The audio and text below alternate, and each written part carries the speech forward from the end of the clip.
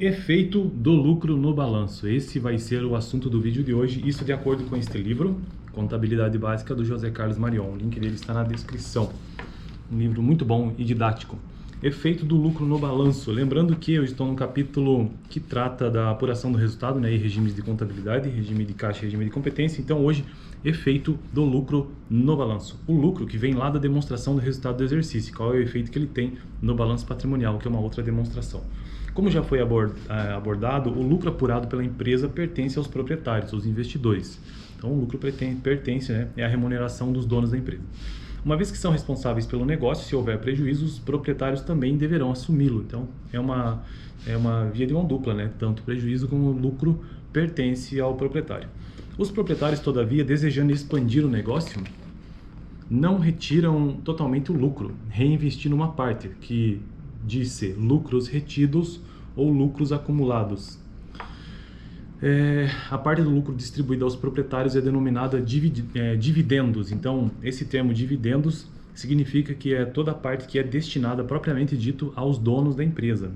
Dividendos. E aí tem uma nota de rodapé sobre essa questão dos lucros acumulados e lucros retidos. Pela Lei 11.308 de 2007, os lucros acumulados deverão ser destinados para reserva e ou aumento de capital. Assim, no final do período, esta conta deverá ser zerada.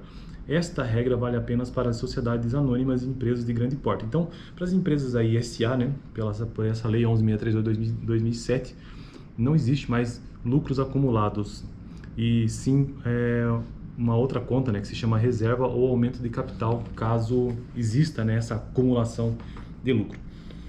Então, dividendos, né, é toda a parte do lucro que é distribuído aos sócios. A parte do lucro não distribuído aos proprietários, reinvestimento, entra no balanço via patrimônio líquido.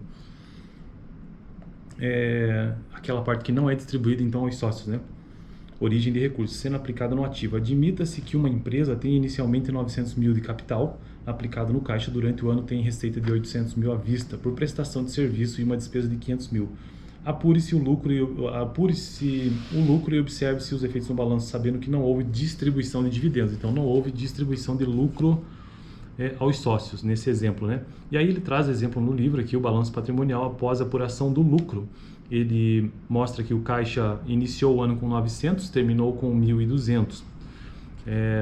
Já ao lado do passivo, né, passivo e patrimônio líquido, iniciou o ano o capital, ou principalmente o patrimônio líquido, iniciou o ano com 900 e terminou o ano com 900.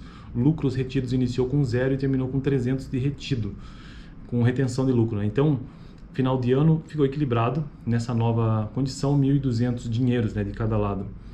E aí, de onde que veio esse 300 do lucro retido, segundo o exemplo dele? É a partir da apuração do lucro, né? A partir da apuração do resultado que vem lá da DRE. Então, você tem a receita que foi de 800 dinheiros, despesa de 500, você teve um lucro de 300. Então, esse 300 faz parte ou compõe o patrimônio líquido, lucros retidos nesse caso, né? O caixa que era de 900 recebeu mais 800 de receita e pagou 500 de despesa, sobrando 1.200. Muitos novatos, aí ele termina assim, eu também quero concluir meu vídeo assim, muitos novatos nas finanças não conhecem a relação entre demonstração da renda, né, que é a demonstração do resultado do exercício, e o balanço. O entendimento dessa relação é vital.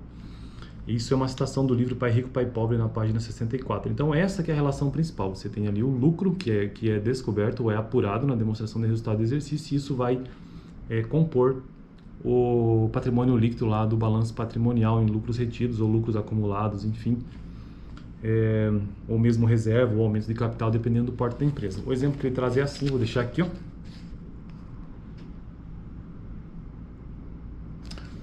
Quem deu uma olhada conseguiu entender.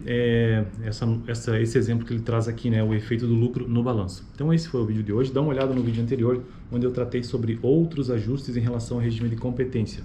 Beleza? No próximo vídeo, diferença entre despesa e custo.